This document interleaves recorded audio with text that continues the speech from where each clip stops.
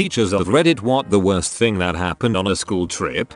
Hi Reddit guys, subscribe now, or I will install spy hardware in your bath. We went skating, and one of the students fell, smacked her chin off the ice, and somehow got a skate blade to the face. She needed a bunch of stitches, and was able to stick her tongue through the hole in her face. That's just her mouth. Silly goose. That's just her mouth. Whoa, back up the truck with your medical mumbo jumbo, doc. Her what now? Face hole. WTERPIPE. Asked my students to be respectful of other pedestrians while on the trip, because some people want to enjoy the nature center by themselves. One kid saw a woman with her service dog and tried to pull on it. Because mommy would let me have it, we had to leave because of that, and he ruined the entire trip for everyone. Don't care how, I want it now. Mom is not here, you lil aunt. Whoa, time for my very first silver. Add this to the things teachers want to say to kids. Some days I have to ask my husband where he's hidden the bodies. As a student I was left behind at a Hutterite colony. I went to use the outhouse and the bus left. What was it like growing up as a Hutterite? They should have done a head count. Final count is within plus minus 10% of the initial one. Close enough. Dear God, do I click on your profile? I'm so tempted. My boyfriend was a teacher and his students went on the annual DC trip. It was like 2 kids to each hotel room or something, and there was 2 14-year-old boys that shared a room. One of the boys jacked off into a pillow and then hit the other kid in the face with the pillow. Very similar story. DC trip. A kid dropped a deuce in the bathtub and came on the window. Yes, the same kid. Less of a story and more of a fact. Go to love 8th graders. Whoa, they learn to be citizens of DC fast. A talent only a true warrior can have. The Bushido way.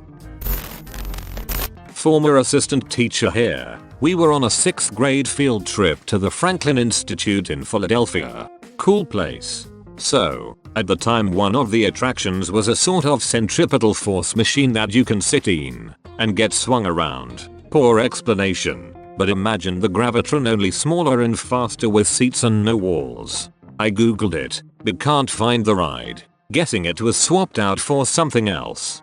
Well, one dumbass kid thought it'd be funny to show off and see what happens when you undo your seatbelt while riding. Naturally, he got flung out of the machine at roughly half the speed of sound and broke his fall with nothing but his face. Glasses busted, massive concussion, totally wrecked. There was a whole investigation and the teacher in charge of that kid's group had to actually defend himself from accusations that he could have somehow stopped that level of stupidity. Sadly I didn't witness it, but did hear the impact from one room over. Pretty interesting day, Your Honor. I could have stopped him, but then you'd be trying me for breaking the laws of physics. But and this is why the ride was swapped out for something else. Did the kid survive? I was a new teacher when the whole grade went on a field trip during the first week of school. In fact, I was so new that nobody, not even my colleagues, noticed that I wasn't on the bus. So it left without me. Fortunately, the destination was only about 15 minutes away, so it wasn't a big deal for me to jump in my car and follow the bus there. Probably could have went for coffee and said you were there the whole time. Could have just not gone and said nobody noticed you were there. I was a student when something similar happened. My brother drove me to the venue. I can imagine one of the kids going, "Where'd Mr. Big Dude go?" Kids were going to a conference for a leadership, service-oriented club. They got brought home early because the chaperone found an Oggy in one of the rooms that had been pre-planned in a group chat that almost all of the kids on the trip were in. That was a shoot storm. Imagine being the one kid not invited. Remember being the kid not invited. I never heard of any orgies in high school. Was I the one that wasn't invited? How old were they? Damn, they had a whole Oggy. I went on a class trip as chaperone to a science center. I was in charge of a group of 8 boys. One of them goes missing. I ask the others where he went, and they don't know either. He's missing for about 10 minutes until a security guard from the center comes up to me with him. The guy asks, is he one of yours? And tells this kid to open his backpack when I say yes. Probably $200 worth of stolen stuff in there. He spent the rest of the trip right next to me. Did he rob the gift shop or something? Sure did. His look of terror was kind of hilarious, to be honest. $200 in a gift shop. That's almost a whole pack of gum. Nah, that's at least 2, possibly even 3, of those freeze-dried astronaut ice creams. I am a teacher, but my anecdote comes from when I was a kid back in the mid-90s. We were visiting some museum in London and were traveling on the train and the tube with teachers.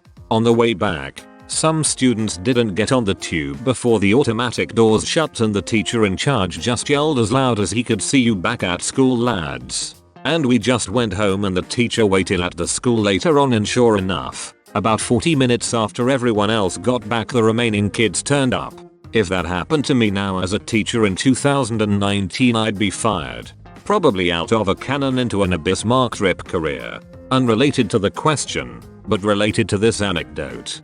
Back in 2009, I went to Obama's inauguration with my parents, friend at the time, and business law elective teacher. The teacher was this great, excitable guy I am still pretty close to, absolutely one of my favorite high school teachers. Anyway, my dad and my friend got off the metro at a stop that was about 3 mishandlings away from a human crush, and my mum and my teacher and I got whisked off to God knows where a few stops down. We had brought walkie-talkies with us and managed to find each other again after a little while, but that was a crazy fun day. In the kindergarten field trip, we had the parent of our most challenging student come along as a chaperone. Her group was her own son, and a very sweet, obedient girl. Let's call him Jim and the girl Shonda. Typically we teachers set up base camp while the parents take the groups of students through the park. We do a scavenger hunt, and the parents bring us their cards for a stamp as they go through each section. The first time the zoo employee brought us Jim, he said that the boy was in the monkey exhibit trying to climb over the fences. Luckily he had on a school shirt, and Jim was brought right to us. We called his mother's phone, and she didn't answer. About 15 minutes later, the mum shows up and says, "Jim, how did you get in front of us? We were walking together just a minute ago." We teachers explained that in fact, Jim had been with us for a bit, and the zoo ranger had brought him over. No real response from the mom. We asked her to turn on her phone. They went off again. The second time they brought us Jim, he had gotten into the fountain. It had taken several employees to chase him down as he ran and giggled. Same drill. We called mom. No answer. Jim was sopping wet with gross fountain water. He did not seem too concerned. The mum did not show up for 45 minutes. Again she said, "Jim, how did you get in front of us? We were walking together just a minute ago." This time I was watching Shonda. The look on that little girl's face said it all. Total amazement that an adult was lying. They went off again to walk to the picnic area. Yes. The third time the zoo brought back little Jim, it was with a police officer. Apparently, the zoo was watching the cameras, and the minute the mum was out of sight, she let go of Jim and basically ditched him. The mum got a citation for failure to maintain responsibility for her child and a 1-year ban from the zoo. The police officer accompanied her and Jim back to the buses and waited with them until it was time to leave. They did not participate in the picnic. Shonda had the best moral to the story. No wonder he is so bad. His mama won't even keep him safe when there is a tiger around. He is now a very troubled 4th grader. He doesn't get to go on field trips without one-on-one support from a school staff member. Did anyone call CPS? I feel like ditching your kindergarten-age son at the zoo and letting him misbehave to the point where he gets dragged back to supervision 3 separate times might be worth contacting someone about. Yes. I don't have the details of that. Basically, he is clean, well dressed, and fed. No evidence of physical or sexual abuse. CPS made her and the father take a parenting class. We had to take a parenting class when we were in the process of getting custody of my husband's little sisters. The bar is really low. Some of the main points I remember were refrigerate milk and meat, Try to find some form of discipline that doesn't involve hitting your kids. This one seemed to really confuse most of the parents. And how to talk to soothe your child when they are upset. That one got a lot of blank looks too. Regular meals. Don't be a Disneyland dad. Try to provide adequate seasonal clothing. During a break, the instructor came over to us wanting to know why we were even there. I explained it was a custody thing. But some of the other parents there. Damn. When we talked about grounding for discipline, making your kid a cup of tea and sitting and talking with them, brushing their hair, because it can be soothing, including them in the grocery shopping, and helping them learn cooking skills. People were looking at us like we were insane. Some of them were glaring. I had no idea there were so many kids growing up in homes where nobody knew how to look after small humans. I took 3 classes of 6th graders, age 11-12, to visit the Los Angeles County Museum of Art. We'd come from about an hour and a half away, the kids and other teachers on buses, but since I was hugely pregnant I was allowed to drive my own car. It had been raining, but I arrived a bit ahead of the bus, so when the kids got off I was there to lead them to the museum.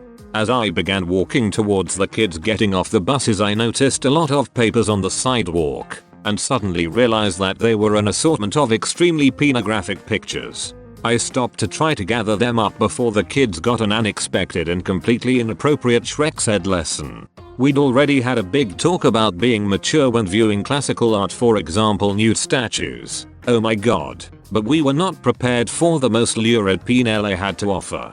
Unfortunately the rain had plastered the papers to the sidewalk, and the sight of the very pregnant teacher scrambling on hands and knees on Wilshire Boulevard sent the chaperones and teachers rushing to my aid, with 100 kids right after them. No matter how urgently I tried to wave them back, it was memorable. Working with kids, imagining this situation was too hilarious. Did those 100 kids get to talk about it after? They were told to write a report on the experience. An hour and a half away, so like, 10 miles? Okay Reddit guys, subscribe now, or I will install spy hardware in your bath.